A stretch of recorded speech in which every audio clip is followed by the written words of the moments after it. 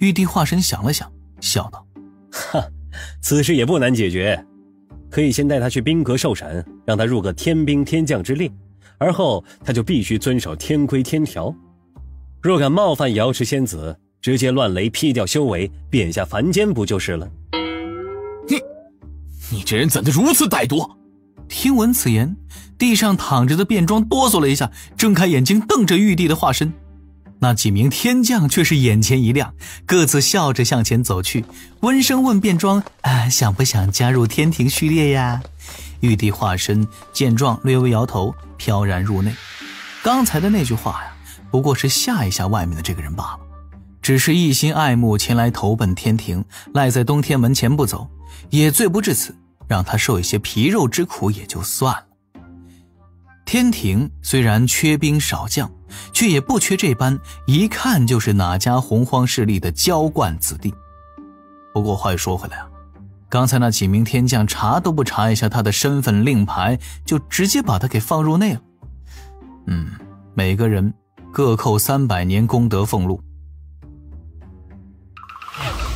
小琼峰地下密室，3年说长不长，说短也不短呢。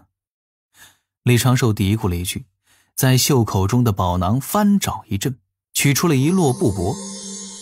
之前小琼峰比较穷苦，有点资源也都投入到了修行和底牌上，所以很多的时候用的都是比较廉价的兽皮竹简做手写之物。而奉行着穷什么都不能穷孩子，师妹如果不富养容易被人拐走的理念，李长寿倒是没有让灵娥有过半分的节省。现在小琼峰也算勉强洪荒小康水平，布帛和玉符也都能用上了。搬出了一摞布帛之后，李长寿又搬出了另外一摞，如此重复数次，将这些布帛按照编号依次在地上摊开。顿时一张密密麻麻的思维导视图出现在了李长寿面前，这就是那点小计划的部分内容。借天庭降旨，海神上天搞事，是李长寿此前就已经定下的策略，一直在等玉帝的旨意。这也是龙族上天之事中较为重要的一步，他需要邀请龙族前来观礼，让龙族看到上天庭之后的好处，功德之力必须要肉眼可见，对龙族有所触动。又需要注意此事会不会暴露自身之所在，毕竟神位不可能给指道人的，那必然是天道降在自己的本体身上。他也是第一次做正神，没什么经验。除此之外，李长寿还要考虑的更多一些。战略层次需要自己大张旗鼓，耀武扬威，但是战术层面还是要能稳则稳，稳中求利。要趁这次机会进一步宣扬天庭威仪，提升天庭在洪荒中的存在感。而自己若是布置安排的好了，也能从各处借势继续加厚南海海神的根脚。稍后要请之人也不必太多，分量够就行了。他出你的观礼名单中需要有东木公代表天庭，也必须有足够多的天兵天将，增加天庭威势，给人一种天庭不知不觉就已经发育起来之感。龙族方面，敖乙必须要在场，敖乙能够请动的龙族高手越多越好，但是呢，要防备有西方教安插的奸细捣乱。三教方面，自己倒是可以请金鳌岛的炼气师，如金光圣母，在截教之中地位不高不低，与自己呢也有一些交集，这就是挺不错的人选。而阐教方面，只需要请一个黄龙真人就足够了，还能够趁机缓和黄龙真人与龙族的关系。像赵大爷啊、云霄仙子啊，以及自家大法师这般的高手，不太适宜在这般场合露面。单凭南海海神的分量，并不值得这般高手前来观礼。凡事过犹不及嘛。李长寿很快就盘坐在地上，注视着面前这些布帛，手指轻轻一勾，一支毛笔沾了一些墨水，飘在了他面前，开始写写画画。再推导一遍，这个时刻不能出任何差错。李长寿在地下密室中忙碌了半年，确定自己的计划没有太大的纰漏之后，就开始全方位实行。首先是与天庭确定降旨的时间，李长寿主动跟东木公联络了一次，上了一份关于此事的奏表，得到的回复是玉帝让他放手来做，不必拘束。此时旨意大概还有2年零5个月就拟好，李长寿稳妥起见，又向后推迟了半年作为天庭降旨的日子。为何推迟呢？万一旨意下载到了 99%， 突然卡了怎么办？上辈子可没少遇到这种事儿。随后李长寿就找来敖乙，对敖乙详细言说了此事。南海海神若得正神之位，敖乙身为二教主大护法，自动获得辅神之职。虽然只是第6阶，但也可以得到纯粹的天道功德，受天道轻微庇护，这对于龙族应该会有一定的刺激。而李长寿反复叮嘱敖乙，此事必须要谨慎再谨慎，不能够提前暴露出去，免得给西方教谋划捣乱的时机。这一点就很考验敖乙睁眼说瞎话的本领了。龙族这边稳住大局，李长寿就亲用指道人去黄龙真人的洞府二仙山麻姑洞，邀请黄龙真人在那一日前来观礼。黄龙真人自是一口答应，而金光圣母那边可以让敖乙去请，倒是不用他亲自跑一趟。可惜人教少人，哪怕圣人老爷的记名弟子都不多，李长寿也找不到合适的邀请人选，总不能喊自家开山祖师渡恶真人吧？南海海神也不认识这位大佬啊，毫无缘由请人过来。有黄龙真人撑场子，差不多已是够了吧。李长寿轻叹了一声，开始了紧锣密鼓的准备工作。然而李长寿所不知的是，兜率宫中的风儿又喧嚣了一次。咋回事？兜率宫后院的树下，正闭目养神梦中潜修的玄都大法师缓缓睁开双眼，眼底流露出了少许的无奈。又被老师安排上了？玄都大法师仔细推算，很快就弄明白发生了何事。难得这次不用出手斗法，只是去帮长寿挣个场子。玄都大法师轻笑了一声，再次闭上双眼。此事尚且是在3年之后，倒是不必着急过去，再睡会再休息一阵吧。数月之后，金鳌岛，敖乙驾云离了自己与姜思尔修行的洞府，沿着金鳌岛外围飞了半圈，落在了一处桃花林边缘。他向着前方做了一个道揖，随后便昂首挺胸，少年面容上带着几分笑意，喊道：敖乙求见金光师叔。桃花林中桃花传，2道倩影自内来。这是2名少女，一名身着淡黄长裙，一名身着火红长裙。前者的身形偏向于娇小玲珑，脸蛋可人，笑意盈盈；后者肌肤7霜傲雪，长裙衣里若火焰一般，衬得她的身段更加的纤秀。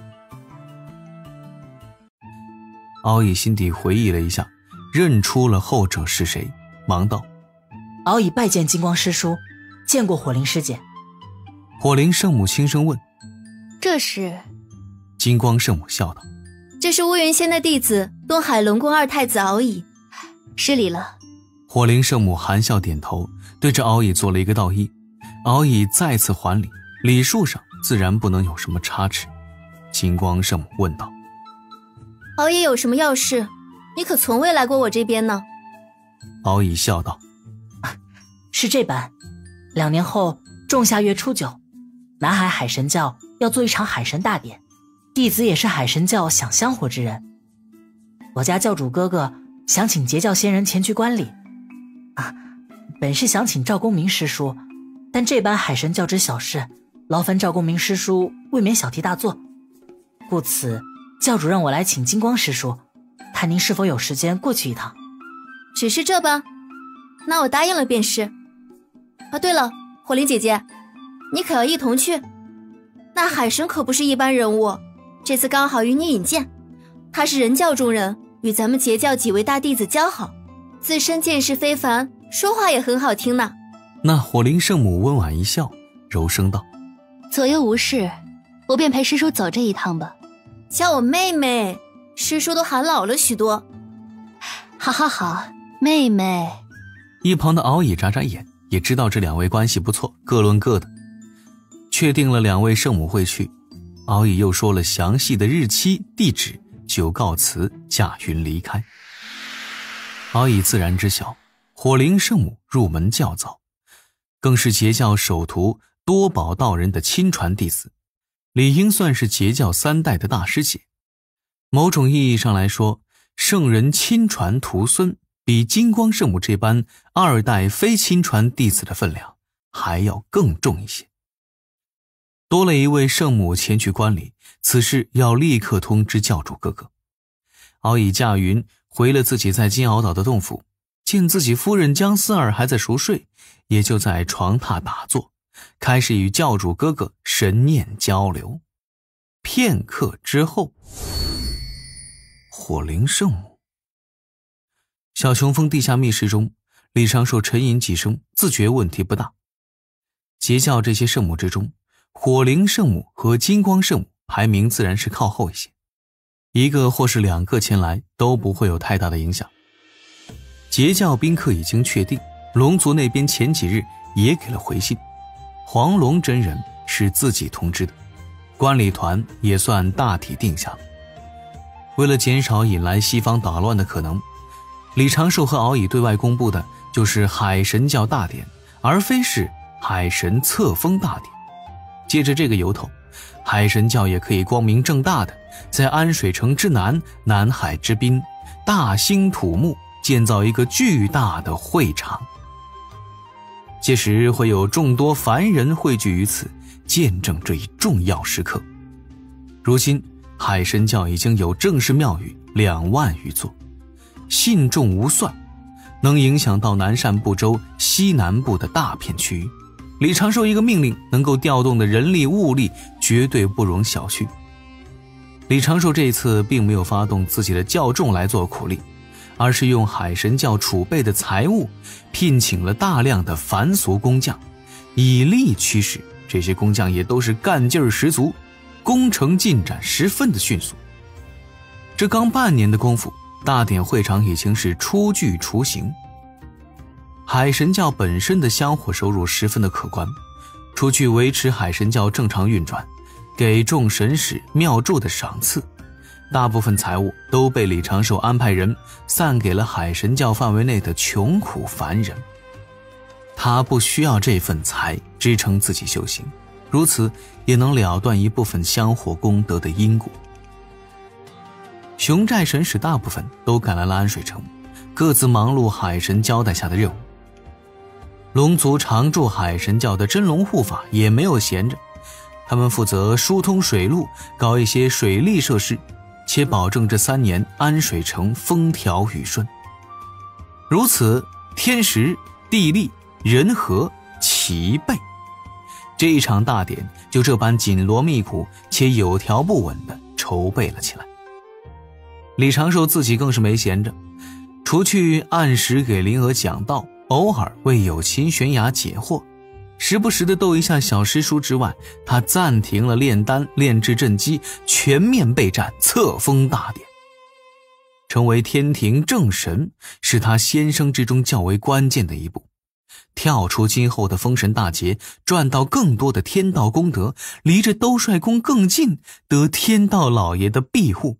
而且他成为天庭正神之后，也就变相成了天道的手下。那金仙节的时候，天道给他放点水，那不也是合情合理的吗？开玩笑。这个天道至公无私，并非什么生灵，也非简单的天地意志，没有什么后门可走。要成金仙还是要靠自身的努力，要摘长生道果依然是要经历磨难。李长寿对此早有足够的心理建设。距离海神大典还有2个月的时间，南海之滨都像是过节一般。若从空中俯瞰，能够看到许多的凡人行走在路上，自发赶去安水城之南，为海神奉上一份香火。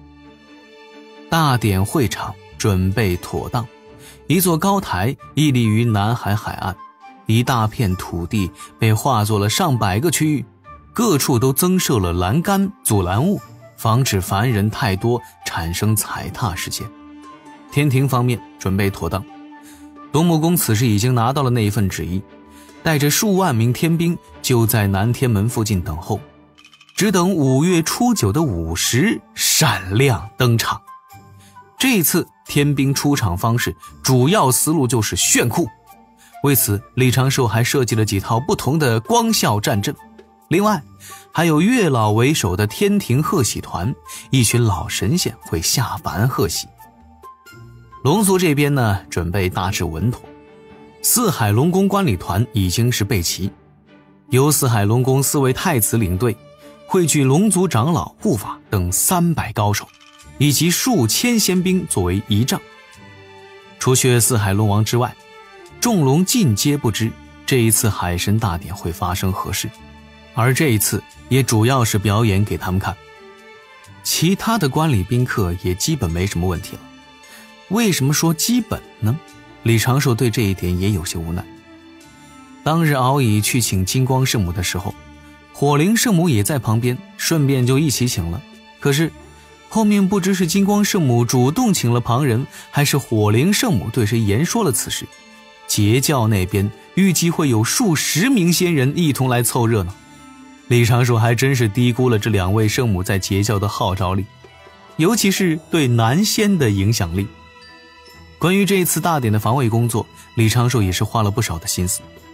指道人军团已经提前就位，各自携带大量的仙豆。